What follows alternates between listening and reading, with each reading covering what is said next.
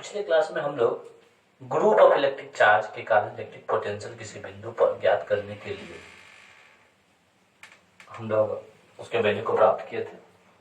आज हम क्लास 12 के chapter 2 electric potential and capacity के topic electric potential at a point due to electric dipole यानी विद्युत द्विध्रुव के कारण किसी बिंदु पर विद्युत विभव ज्ञात करने के लिए व्यंजक की प्राप्ति करेंगे। बहुत ही अच्छा कंसेप्ट है, हम इसे इजीली समझने का प्रयास करेंगे। कोई इलेक्ट्रिक डायपोल है जिसके वजह से किसी पॉइंट पर हम इलेक्ट्रिक पोटेंशियल की बात करें। सबसे पहले हम लोग एक डायग्राम हम लोग बनाते हैं। आप लोगों को मैंने क्लास में पढ़ाया था। मान लीजिए ए कोई पॉइंट है और इधर बी कोई पॉइंट है, जहां पर मैंने कोई नेगेटिव चार्ज लिया और यहाँ पे मैंने कोई प्लस क्यू पॉजिटिव चार्ज लिया। चार्ज का magnitude equal and opposite direction. Charge का magnitude equal and opposite nature वाले चार्ज को जब एक दूसरे से कुछ दूरी पर हम लोग रख देते थे तो प्राप्त सिस्टम जो था हमारा इलेक्ट्रिक डायपोल के रूप में जाना जाता था। और चार्ज के मैग्नीट्यूड और इन दोनों के बीच के डिस्टेंस को यदि हम लोग मल्टीप्लाई करते थे तो इलेक्ट्रिक डायपोल मोमेंट की बात होती थी। तो हमारा ये कोई पॉइंट मान लीजिए, इसका मिड पॉइंट हो गया। ए से ओ तक के डिस्टेंस को हम लोग एल कैलकुलेट करते हैं और ओ से बी तक के डिस्टेंस को हम एल मान लेते हैं। इसी पॉइंट ओ से कुछ दूरी आर डिस्टेंस पर मैंने कोई पॉइंट पी माना, जहां मुझे नेगेटिव चार्ज और पॉजिटिव चार्ज के कारण इलेक्ट्रिक पोटेंशियल का मान ज्ञात करना। चूंकि इलेक्ट्रिक डायपोल के कारण पी पॉइंट की बात हो रही है, यानी पी पॉइंट पर नेगेटिव चार्ज की वजह से भी और पॉजिटिव चार्ज की वजह से भी इलेक्ट्रिक डायपोल की वजह से इलेक्ट्रिक पोटेंशियल का मान ज्ञात करना है। हम क्या करते हैं, ओ से एम की ओर हम लोग कंस्ट्रक्शन करते हैं और इधर बी से एन कोई पॉइंट हम लोग दर्शाते हैं, जहां पे हम यहाँ पे परपेंडिकुलर, यहाँ पे हम लोग परपेंडिकुलर दर्शाते हैं। ये थीटा एंगल है, इसको भी हमें थीटा एंगल के रूप में नोटेशन कर लेते हैं। अब ए से बी तक की टोटल डिस्टेंस हो जाएगी 12। ए से ओ तक की डिस्टेंस है एल और ओ से बी तक की डिस्टेंस है एल। तो सबसे पहली बात है, हमारा कंसेप्ट समझिए। तो विद्युत द्विध्रुव के कारण इलेक्ट्रिक डायपोल आपका हो गया। इलेक्ट्रिक डायपोल के कारण कोई पॉइंट पी है जहां पर पोटेंशियल यानी भी का वैल्यू यहाँ पे हमें ज्ञात करना है। इसी पॉइंट पी पर हमें भी का मान हमें ज्ञात करना है। माना किसी इलेक्ट्रिक सिस्टम में इलेक्ट्रिक डायपोल पर विचार किया जाता है,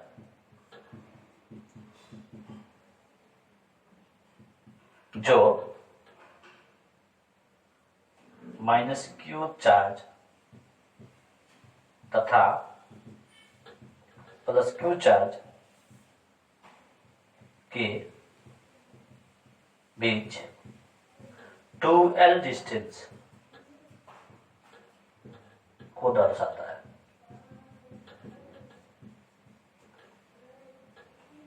अर्थात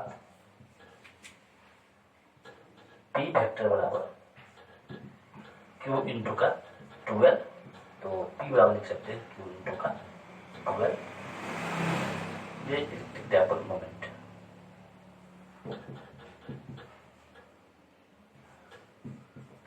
इलेक्ट्रिक डायपोल मोमेंट्स। सबसे पहले माना किसी इलेक्ट्रिक सिस्टम में इलेक्ट्रिक डायपोल पर विचार किया जाता है, जो माइनस क्यू चार्ज तथा प्लस क्यू चार्ज के बीच 2L डिस्टेंस को दर्शाता है। माइनस का क्यू चार्ज लिया और प्लस का क्यू चार्ज लिया और इन दोनों के बीच का डिस्टेंस हमारा 2L है। तो इलेक्ट्रिक डायपोल मोमेंट के बाद P vector equals to 2 q का 12, P बराबर हो जाएगा q का 12।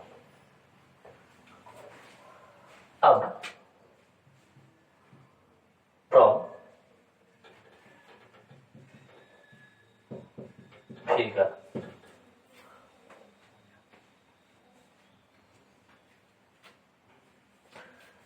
इस त्रिभुज की बात कर रहे हैं, ए ओ और एम की बात कर रहे हैं, ए ओ एम, और इधर आपके पास बी ओ और एन की बात होगी। From figure in triangle A O M, triangle A O M की बात हो रही है। ए ओ एम में हम लोग कॉस थीटा बराबर लिख सकते हैं, कॉस थीटा के जगह पे होता है आधार बटे का कर्ण बी बटे का एच, आधार बटे का कर्ण, तो थीटा के सामने वाले को तो लंब बोलते हैं, तो आधार बटे का कर्ण आपके पास आधार हो जाएगा आपके पास ओ एम और कर्ण हो जाएगा आपके पास ए ओ एम का वैल्यू हमें पता नहीं है, लेकिन ओ से ए तक का डिस्टेंस हमें कितना दिया, एल दिया हुआ है, तो ओ एम बाय लिखेंगे हम लोग एल, इसलिए ओ एम बराबर लिखेंगे L cos theta, L cos theta. हम लोग ओ से पी तक के बीच का डिस्टेंस हम लोग आर माने थे, ए से पी तक के डिस्टेंस को हम लोग R1 मान लेते हैं और बी से पी तक के डिस्टेंस को हम लोग R2 मान लेते हैं। अब देखिए, इसीलिए यदि मैं M से P की बात करूं, MP बराबर, MP जो होगा वो लगभग बराबर हो जाएगा AP, और AP को हमने R1 दिखाया है, तो AP बराबर हो जाएगा OM प्लस में OP, तो R1 बराबर लिख सकते हैं OM, O से M की वैल्यू कितनी है L cos थीटा, और O से P की वैल्यू कितनी है, O से P की वैल्यू है R, तो आप इसको L cos थीटा प्लस में R, इसको हम R प्लस में L cos थीटा के रूप में लिख सकते हैं। R1 का वैल्यू हम लोगों ने यहां से निकाल दिया।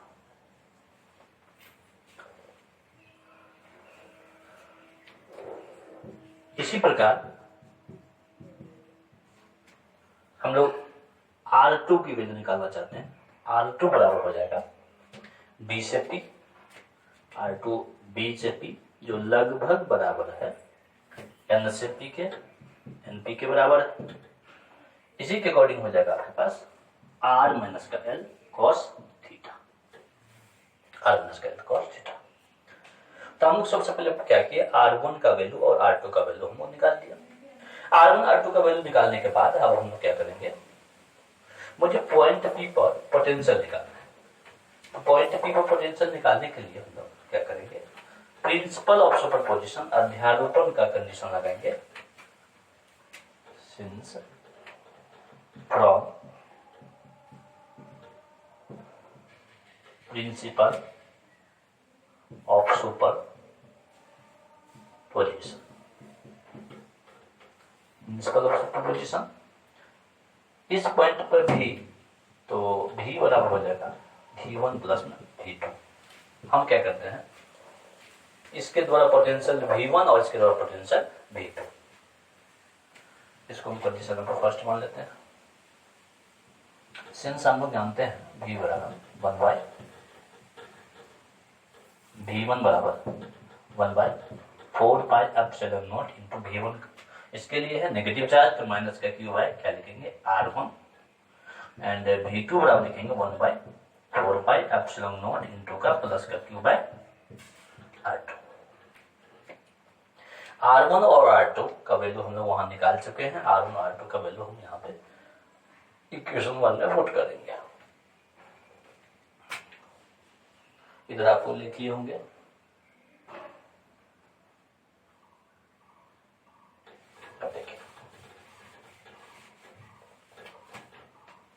देखिए from equation first we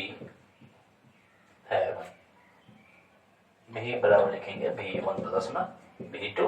V1 का वैल्यू 1/4 इंटू का माइनस का Q/R1 और प्लस में 1/4 इंटू का Q2/R2।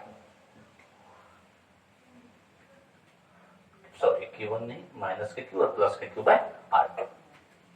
इसके अकॉर्डिंग हम लोग क्या करेंगे 1/4 इंटू का Q को हम लोग कॉमन ले लेते हैं, तो आपके पास आता है 1/R2 माइनस 1/R1।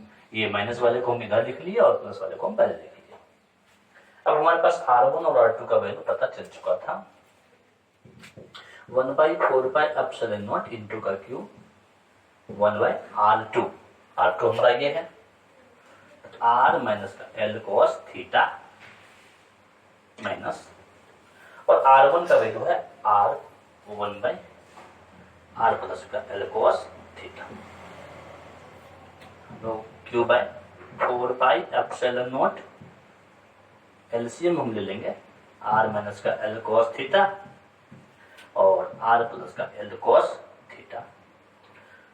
ऊपर में R प्लस में L cos थीटा लिखेंगे, माइनस है, फिर यहाँ पे हम लोग R माइनस का L cos थीटा लिख देंगे। अब हम क्या करेंगे, इसको हम लोग कैलकुलेशन करते हैं आगे।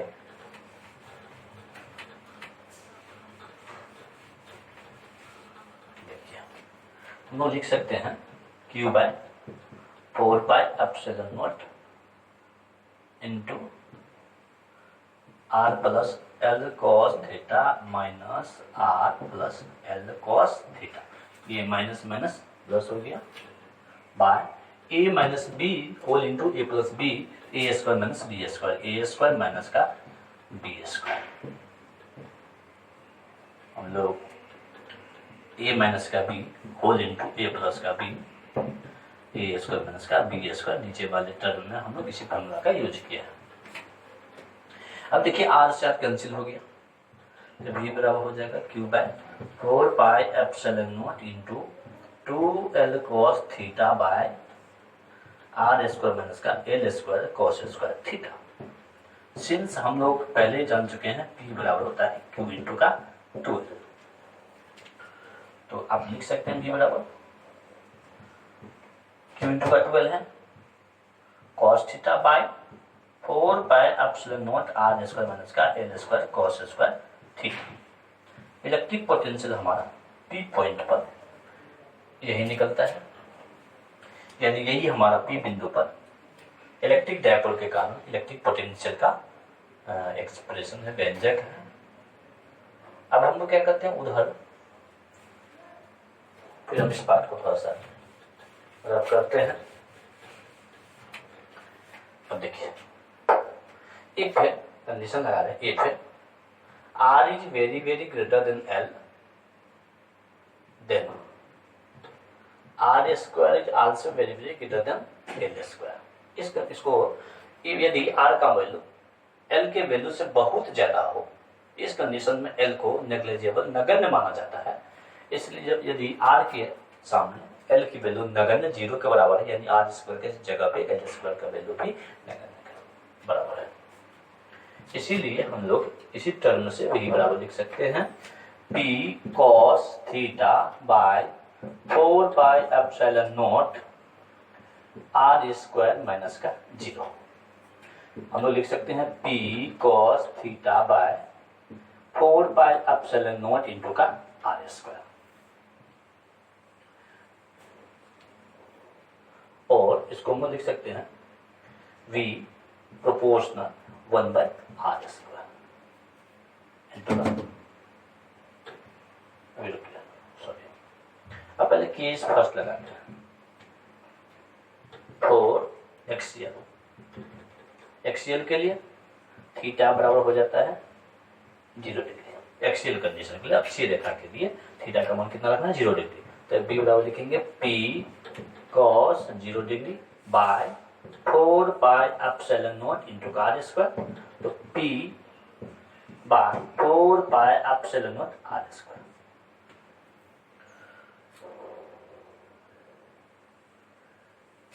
यानी मैक्सिमम वैल्यू हो जाएगी और इक्वाटोरियल विषुवतीय के लिए या द्विअक्षीय के लिए, विषुवतीय के लिए थीटा का मान हो जाएगा 90 डिग्री, तो v बराबर हो जाएगा p cos 90 degree by 4 pi epsilon naught into का आर स्क्वायर बराबर हो जाएगा cos 90 के वजह 0 होता है, यानी हो जाएगा यहाँ पे 0।